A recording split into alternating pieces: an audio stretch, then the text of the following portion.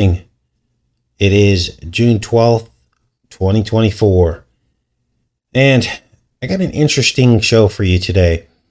It's been 2,000 years since Jesus walked the earth, of course, and I've always been fascinated with the miracle of the demon-possessed man and the 2,000 pigs going over the cliff and into the water before the appointed time. And I always thought about what that parable might mean, or what that miracle might mean. Sorry, didn't mean to say parable. That was actually a real event in the Bible.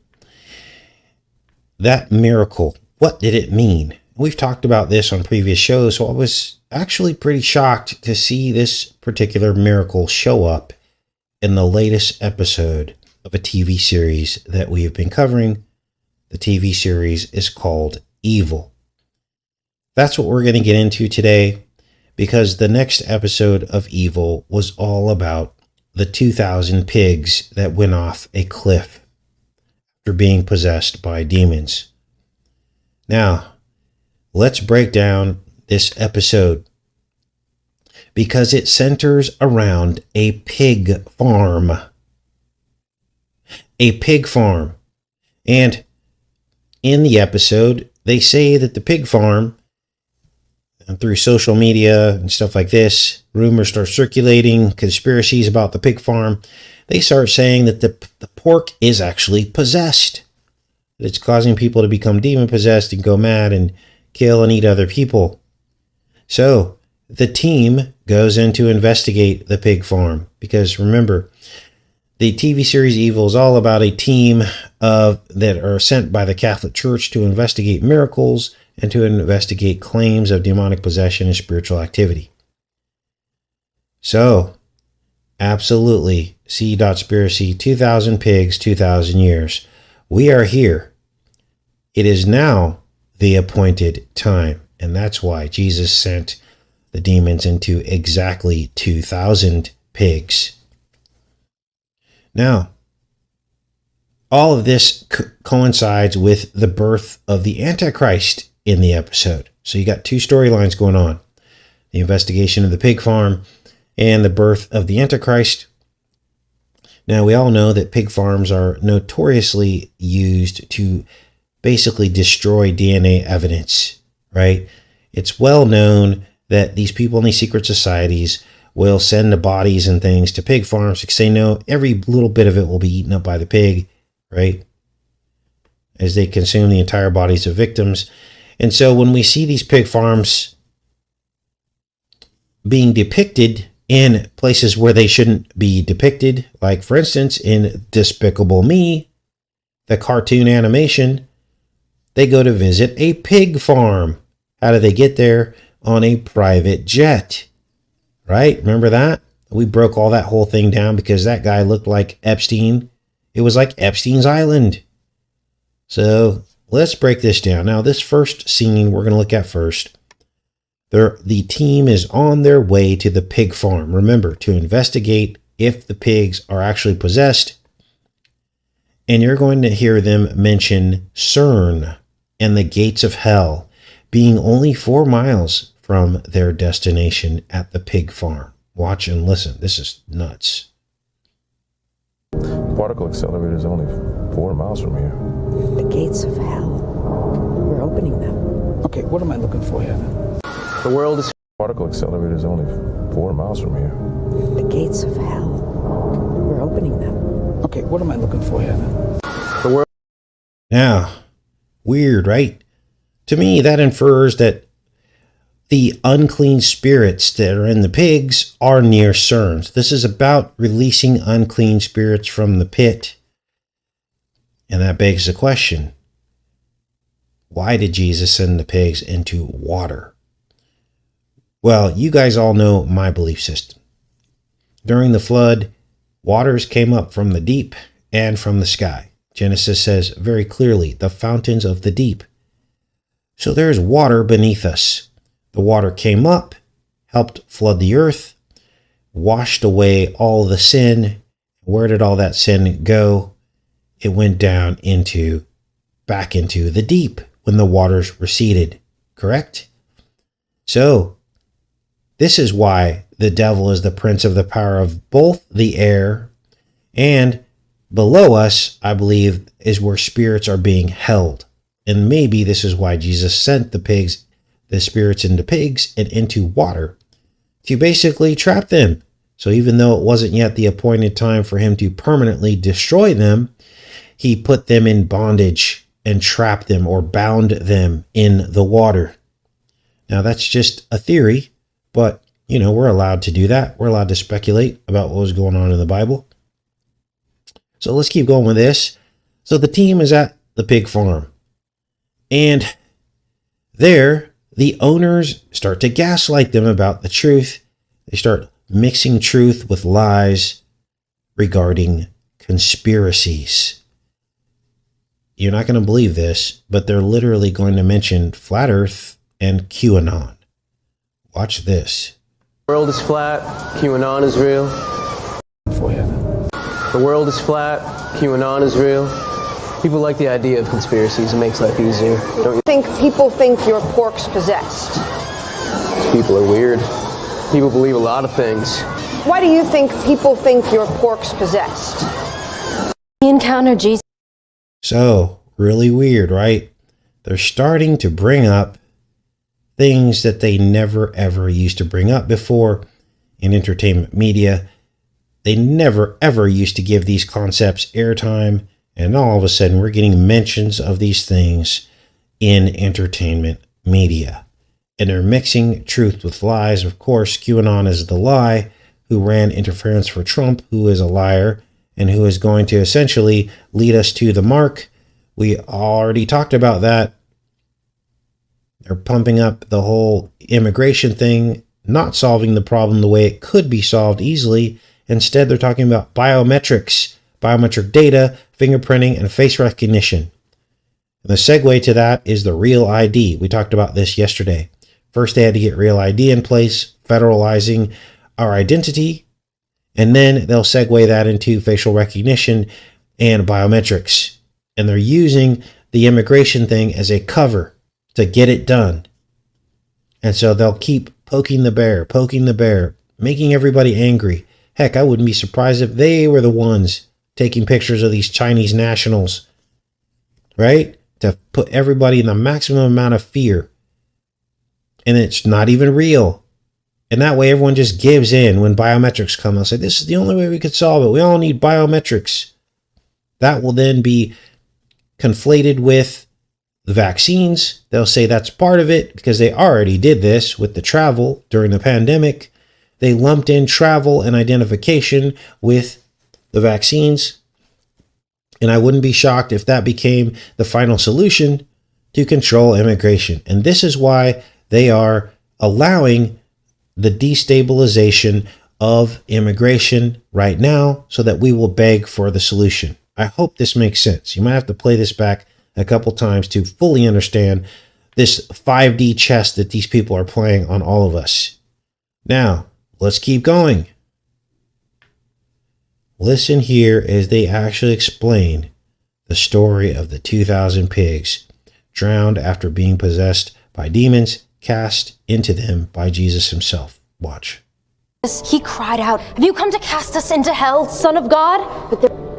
Jesus was confronted by a demon-possessed man living among the tombs of the city. Oh my God. When there was a herd of pigs nearby, and the demons begged Jesus, if you've come to cast us away, send us into the pigs. And Mark 5.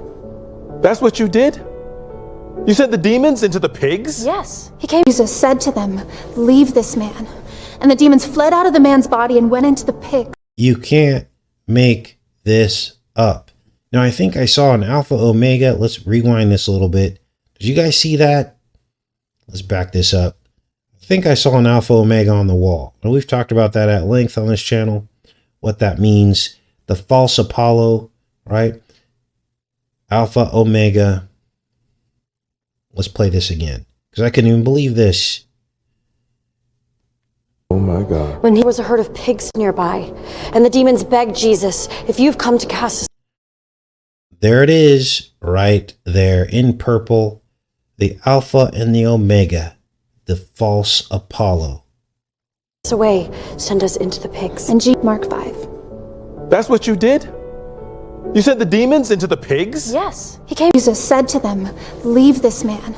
And the demons fled out of the man's body and went into the pigs, and all the pigs ran down into the sea and drowned themselves. He came to us 3 weeks ago. His son was possessed, and as the Gospels demanded, we cast the demons into the pigs. But there was no place for them to drown themselves. They didn't drown themselves. That's why we told the Father to destroy them. You know what you're carrying. Now, as I said, the story of the pigs is running concurrent to the birth of the Antichrist. So this woman here is carrying the Antichrist in her womb. And lo and behold, we get the 2,000-year mention, confirming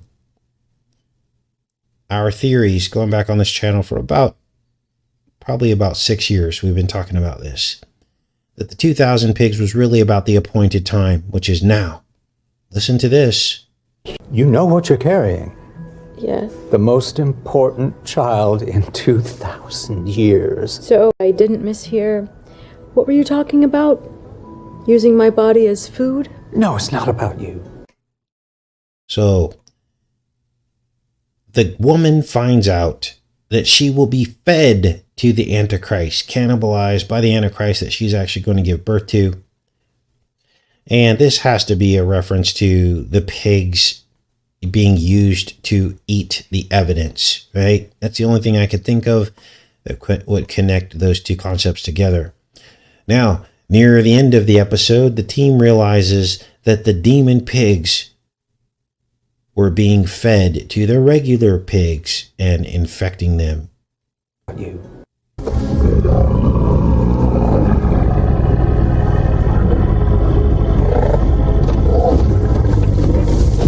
But you killed the pigs and you fed their carcasses to your living livestock.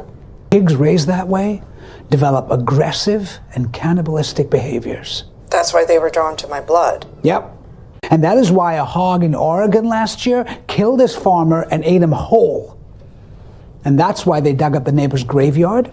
And that is why they tried to kill me last night. Feedback is perfectly legal in our state. Yeah. Did you not to sell the pigs they sent the demons into? And I didn't. True. So they call the process of feeding pigs back to other pigs, they call that feedback, which interestingly enough is also a term referring to frequencies doubling back on each other, correct? So we have a frequency component. 5G, is this what this is about? Millimeter waves, feeding back the signal. I don't know, but this all begs the question, doesn't it? Because we all know that human and pig DNA are very similar. So this whole aspect of the pigs being fed to each other is pretty revealing. And this is definitely a weird episode. It confirms a lot of the stuff we've already been covering.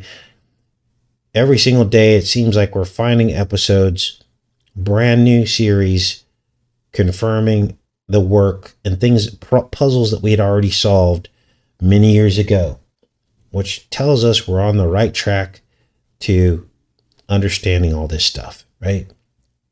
Let's go into the chat for a little bit. Now, tomorrow, I'll probably be decoding Sweet Tooth because there's some Sweet Tooth episodes that are up, so we'll continue on with Sweet Tooth. But I wanted to interrupt the Sweet Tooth decodes with Evil because a new episode of Evil had just come out. They come out once a week, but Sweet Tooth is pretty much already all published. So I'll be able to get back on track with Sweet Tooth.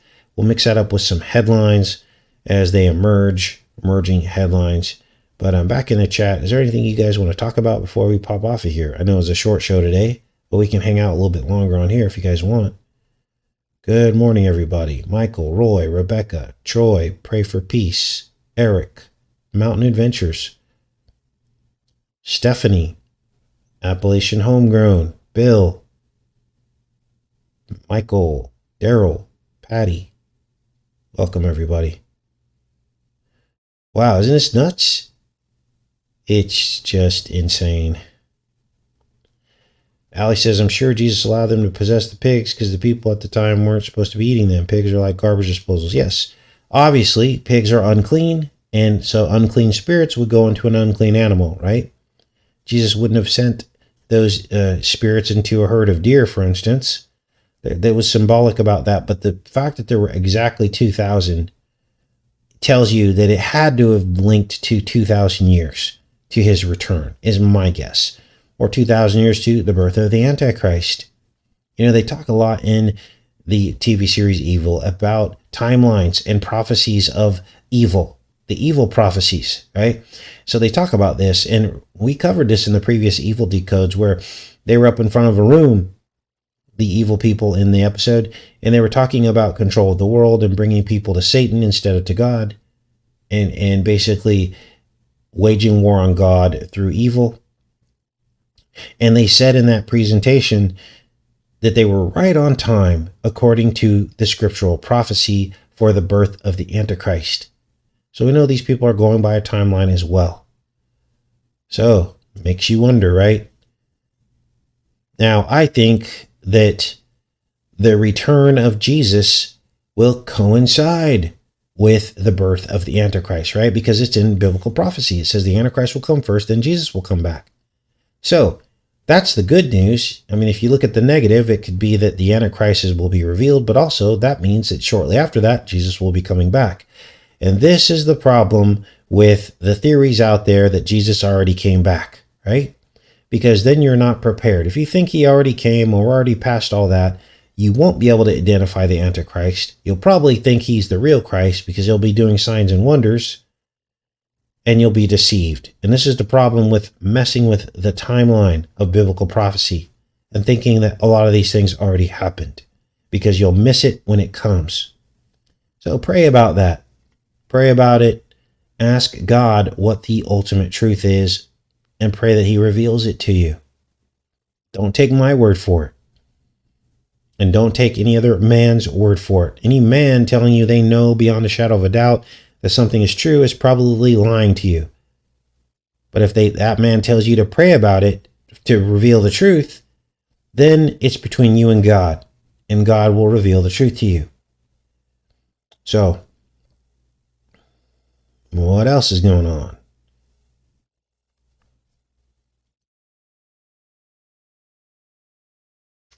All right. Yeah, I know the theory. I know what people are saying. Ask yourself, how did that become so popular just in the last year? That should answer your question right there. And as I said, pray about it. Soon can mean a lot of things. Oh, how's Max, says Michael. Thanks for that question. He's good. He's in North Carolina. Max got a mail carrier job. He's with his mother. And life goes on, you know. But we talk at least once a week or once every couple of weeks. I keep in touch with Max and make sure he's good. So he's great. So thanks for asking about that. All right.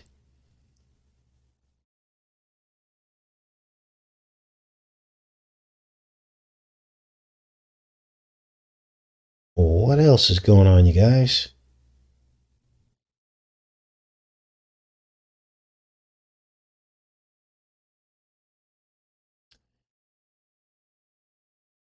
Yep, you got a federal job. Most jobs are compromised, aren't they? I mean, people could sit here and criticize my job. My check comes from Google. We're all working under the radar to try and get the truth out, right?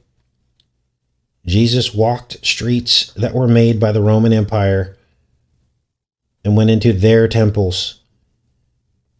So the job you want is a job where you can speak the truth when you go to work. And that's the job I have, because the enemy controls the monetary system. It doesn't really matter what job you have. Now, some jobs are worse than others. Obviously, I used to sell pharmaceuticals. That was a bad job, right? But delivering mail is delivering mail, right? Everybody needs mail. So I see that as a more noble position than other positions that he could have picked up. You know, these young people, they have it really tough, okay? There are no guarantees. And the controllers of our economy and our world are hiding the wealth. People don't even know how to gain wealth anymore. It's a big secret. And therefore, we have to celebrate the children who try to do something with their life. There's no guarantee with an education. There's no guarantee of any jobs. By the time you're done with your college degree, your degree is already obsolete unless you're in a very narrow field of people. What a lot of people don't know is when I was accepted to Cal Poly San Luis Obispo, it was under the civil engineering program. And you couldn't imagine how the world works. They have essentially, they're called weeding programs. They weed you out, and the lowest people on the rung, it's a constant fight. The lowest people on the rung get the worst classes. I'm not telling you this to complain. I'm telling you to give you an idea of how the world works. Okay. The struggle is real, and the struggle is there so that they can suppress certain people and turn them into workers, and other people get to get all the wealth. That's how this world works. Unless you know how to navigate this world, you will be poor and struggle your whole life. I've known people that have struggled their whole life thinking that hard work gets you where you're going. I've known people that are smart and figure it out a different way. So they have these classes called weeding classes, and they put you through a grinder. They stress you out. I remember being a young man, 17, 18 years old, trying to figure out how to navigate the world and realizing that the cards were stacked against you. How? Well, as I said, civil engineering program. I was accepted. Oh, my mom was so proud. I was happy. But that's when the work began. Because if you've ever tried to take a calculus class, you'll realize that they're nearly impossible. And there are a certain select amount of people that are given the keys to understand it or to do it. And they're the ones that become the civil engineers of tomorrow. And the rest of the people wash out of the program. So I took Calculus 1. I got a F. Failed the course. Why? Because the only class that was available for the low-rung students was a 6:30 a.m. class. So got on my bike, went to class while it was still dark, and tried to perform in a classroom. The tutors was a big secret. There wasn't some business card or something on the wall telling you where to go get tutor. And plus that costs money. So for low income students, you're just not going to be able to afford a tutor. Got an F. I retook the class, got a C. Then I took Calculus 2 and got another F. And so I was just done. Went to the counselor and said, oh, you'd be better off in the graphic communication program. Okay, great. I'm not a civil engineer anymore. I'm a graphic communication major, which are two are completely different. This is how the world works. Okay. It's not what you know. It's who you know, and it's how you know. Right. So that's the way the world works. And we have to give it up for our young people that are trying to do at least something, at least working and stay employed. All right, what else is going on, you guys? I think I saw Rebecca asked if I've decoded. Yes, we've been decoding the Evil series, which is new, and we've been decoding the Sweet Tooth series, Rebecca. So, yes, there are new decodes happening.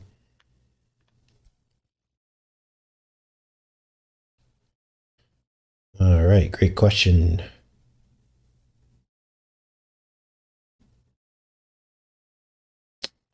Another myth. And, it's good to talk about these things as you plan your life. There are some young people that probably come to this channel. The worst thing you can ever do in your entire life is to get into a mortgage when you're a young person at the beginning of your career. Don't do it.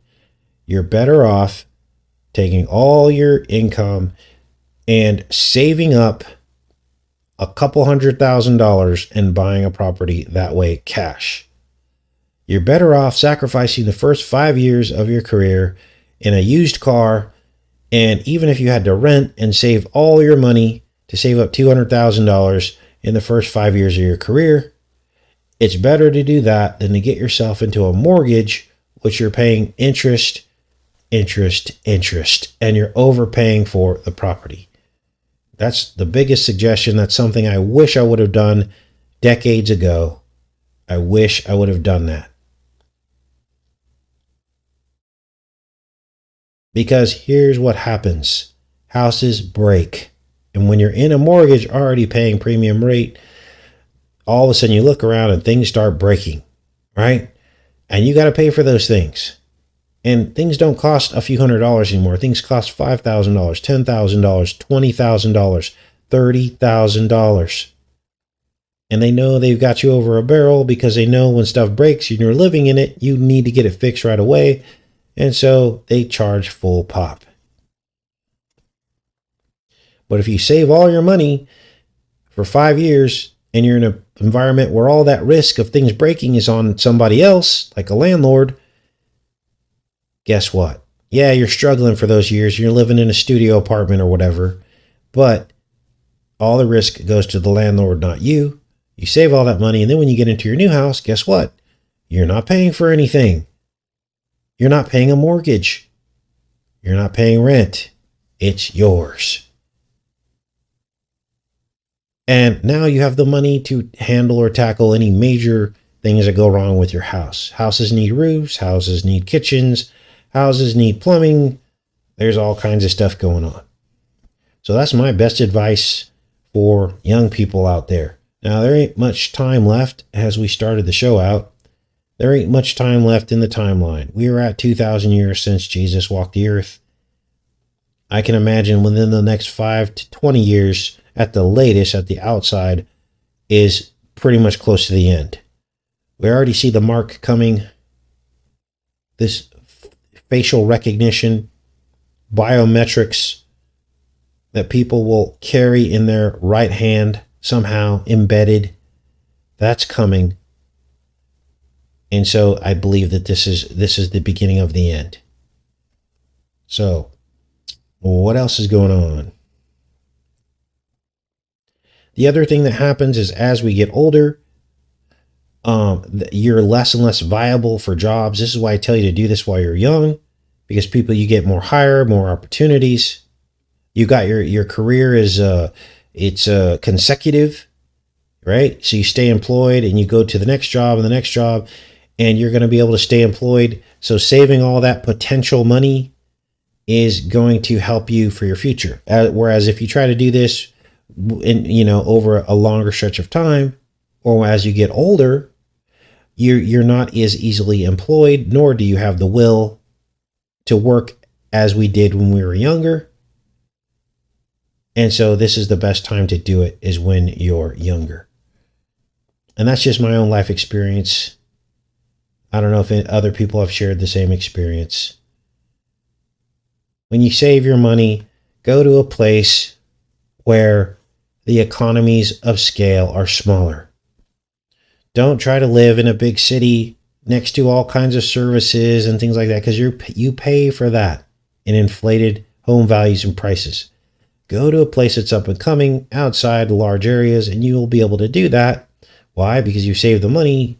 So now you don't have to sustain a mortgage, and therefore you can live in a smaller scale of economy and get more for your money, right? You can get more for your money. And you can find an odd job to cover your monthly costs, which will be much lower. And that's how I think that's your best bet in terms of all this. All right.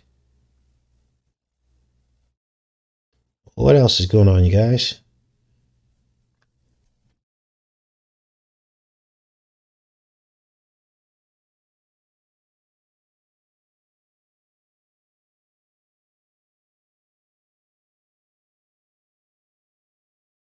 Yes, we are in the slave system for sure.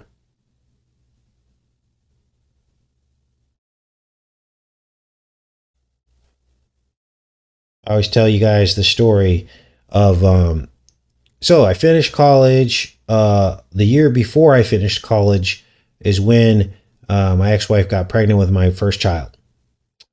And that was a lot of pressure for me as a 20-year-old young man. And I remember going into my estimating professor, and I won't name him, but it's a pretty small world. You probably could figure it out if you wanted to. And I remember telling him, he goes, "Are you going to work after you graduate?" I said, "Absolutely, I'm going to work." I go, I have some responsibility. I didn't tell them. It was a big surprise when I showed up to my graduation ceremony with my child, Devin, who's now 28. Nobody knew I was going to school and raising a child. And so they were just in shock. And there's a picture of me on my Facebook, or there was, me holding my daughter. She was 1 year old, holding a big old cookie. And I'm in my graduation gown amidst all my peers. And before that, I went into my professor and I said, "Yes, I need to work." And he says, "Well," he goes, and this is where I laugh when some people say I'm not black, because these are situations where you realize that people do see color. And this is a true story. He said, "Well, you finished. You're going to get your degree." He goes, "I have to be honest with you." He goes, "As a black person, it might be tough for you out there." And I said, "Wait, what did you just say?" He says, "As a black person, it might be tough for you to find a job out there." I said, "So you're telling me that after I worked my butt off and got a bachelor's science degree, as a black person, it might be hard for me to get a job out there?" This is my estimating professor. And I said, "Wow." He goes, "But we have a solution." And I said, "Oh, I'm all ears." And he said, "There is a plant manager out in Merced, California. He's black. He'll hire you and you'll be protected." And I had this sinking feeling in my stomach that the world is not what you think it is. Bachelor science degree from a prominent college, and this is the lecture I get after I finished my degree on my own merit. So I went out for an interview and was hired by the black account manager, or black plant manager, a printing plant with 800 employees. So it was not a small company. So there's the truth about the world. For those that are in the dark and don't really know how the world works, which proves that color matters sometimes, or at least it used to. That was 1996. And so this is why I laugh when people say, "You're not black." Right? My entire livelihood on the line because of my color. Now, am I thankful and grateful that there was a black account manager? I mean, black plant manager. I keep saying account manager. Yeah, but it was odd. I show up to this place and I'm like, how did this black man get all this clout and power? Nicest man I ever met. He's kept in touch with me over the years. "How you doing, Casey? How you doing?" I won't tell you his name just for privacy reasons. But he checks in with me every once in a while through LinkedIn. He's like, "How you doing?" I said, "Well, I'm doing something much different now than I used to." And so there's the story about that. 800 employees, 35 acres under one roof. That was my first job out of college, printing TV guide. I was the TV guide account manager. There was a team of us, but I was the TV guide account manager. Many of you will remember those Reader's Digest size TV guides you get on the newsstand. So, all right, what else is going on, you guys?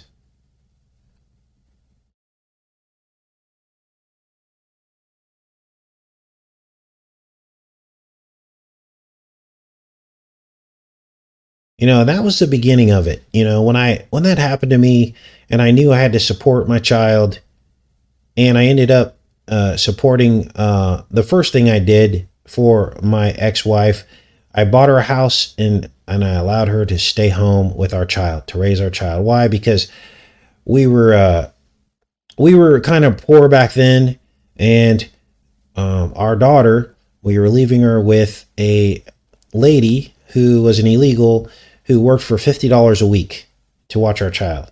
And we went to pick her up one day from this lady, and she had our child, who was less than 1 year old, had a bloody lip. And we were heartbroken that she had been abused. So I told her, look, I'm the man here. I need to make sure that our child is safe, and I will buy you a house near Merced, and I'll work at this job, and you can stay home and protect our daughter. And so she came, and our daughter was safe with her mom. Now, back then, I was only making about $35,000 a year, but it was enough to actually buy a home. I had a mortgage. I didn't buy it outright. But, so that's the story with that. And I was there for about 4 years at that printing plant. Great group of people. Then Max was born.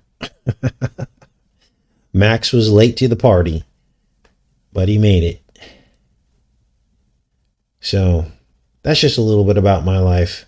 You know, people always want to assume you're not a real person, or that you're some whatever people think. You know, I'm a real person. I've gone through some struggles in my life, and I can't think of anything else in the world I'd rather be doing than being here with all of you, speaking out against the machine, speaking out against these people, giving you guys truth, restoring your faith in the Lord, and understanding that no matter what you're going through, God will bring you through to the end. He will help you. And that's why I share some of my struggles, not to brag or talk about my past, but to help you understand that you're not in this alone, because many of you have gone through these kinds of things yourself, haven't you? And God always has your back. He always has your back. So,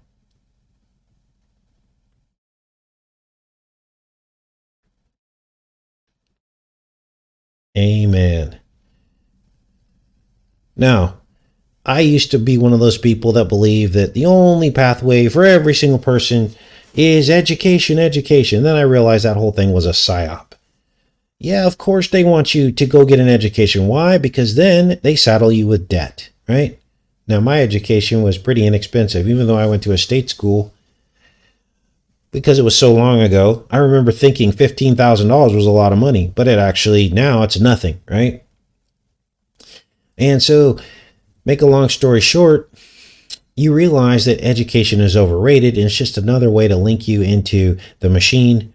And then you also realize that there's this big black hole. What is the black hole? All the other things that people without a degree do in this world who get by in life and do pretty well. Plumbers, welders, electricians, contractors. Why isn't that ever pushed for minorities and people who maybe don't fit into college? Why aren't there programs that are just as effective and inexpensive that are presented to young people as options? Why is that always frowned upon? You guys, plumbers make a boatload of money, especially a plumber that knows how to put in a septic system or plumb a house or install a sink. They make a boatload of money, but you would never know that. And I can tell you, if I sat down and did a spreadsheet and showed you all the costs that I incurred with my college degree, and how it became irrelevant pretty quickly, and how I had to start at the bottom in a lot of jobs, making not so much money despite the fact that I had a college degree. And if you put all that on a spreadsheet and did all the math on it, I can guarantee you I might have been better off getting a plumbing certification and becoming a plumber and building a plumbing business. Probably would have made a lot more money doing it that way. And so why aren't these things presented as options? Why are those things always frowned upon? We need those people in our society. We need welders. We need plumbers. We need these people. But instead, they basically gaslight us. They make us think that the only pathway is an education. Remember Obama? You're getting an education. Education. And then look, as a story I just shared with you, the degree didn't matter. All that mattered in their eyes was I was black, and the only job I was going to get was with a black account manager or plant manager. That's all that mattered to them. So obviously, the degree meant nothing. But yet, I was saddled with some debt. So, just some little tips in life.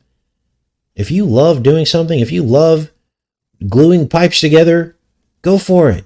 You're probably going to be better off. Build your business. It's not all about college. College is for some people. I thought the whole world was going to open up to me once I got my degree. I was like, oh, here we go.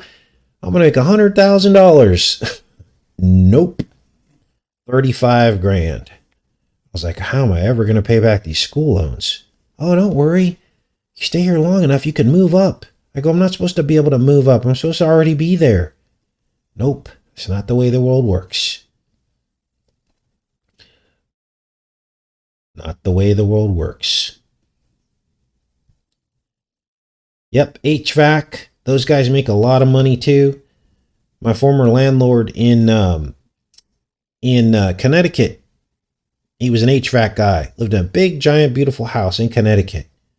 It's like, wow, bro. He's like, yeah, I run an HVAC business. Really nice guy. His name was Keith. And when I was there with Max, I was like, do you think Max could do this? He goes, hey, I'd mentor him.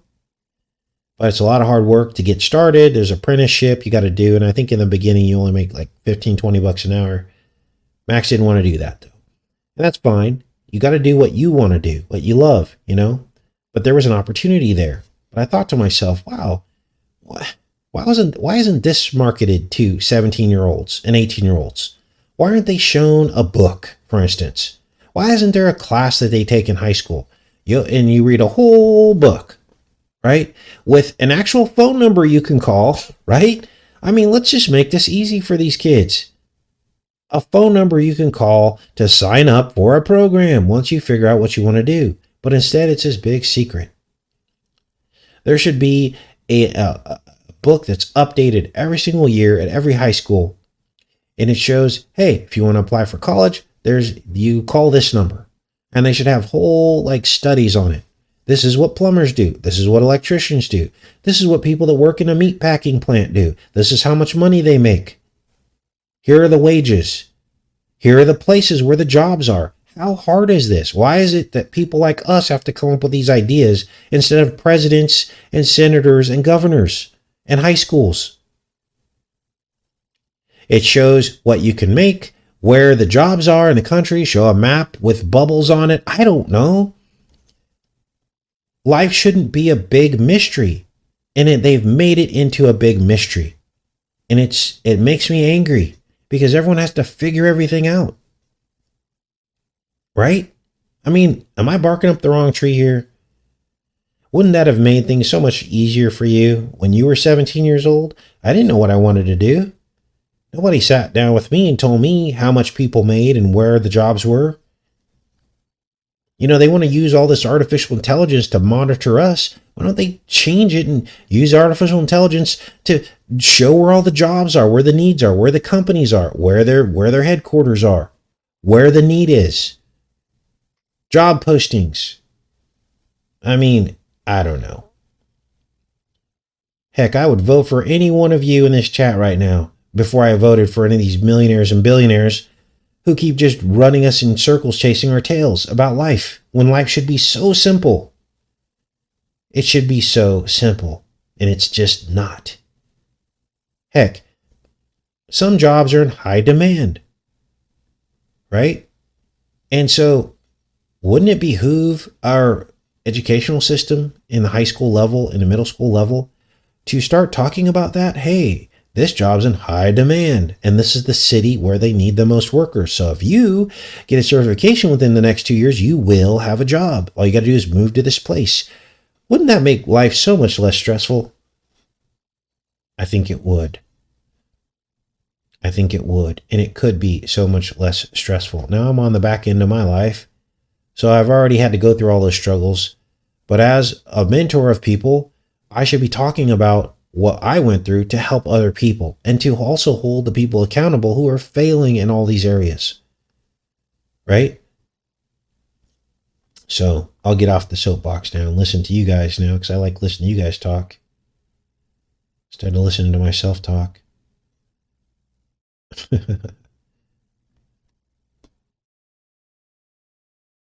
All right.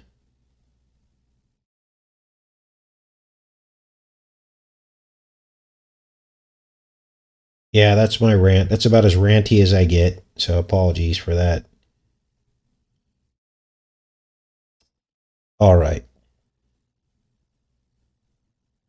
Yep. Find out what an individual is good at and guide them. That should have happened 5 decades ago in this country with all the technology that we have.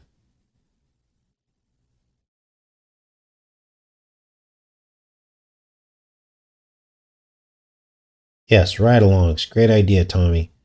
See how people on our level come up with the best ideas? Politicians aren't helping us.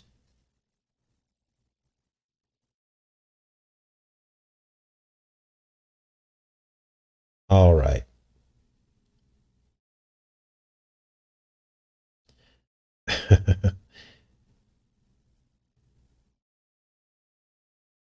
Well, I always enjoy you guys, and I'm going to get into this next Sweet Tooth episode. I can't guarantee that I'm going to find something, but we always end up finding something, don't we? And so I'll hopefully have a show for you guys tomorrow. If I can't find anything, I'll definitely do a re-upload, and we'll be back in the chat tomorrow. I love each and every one of you. Have a great rest of your day. Much love.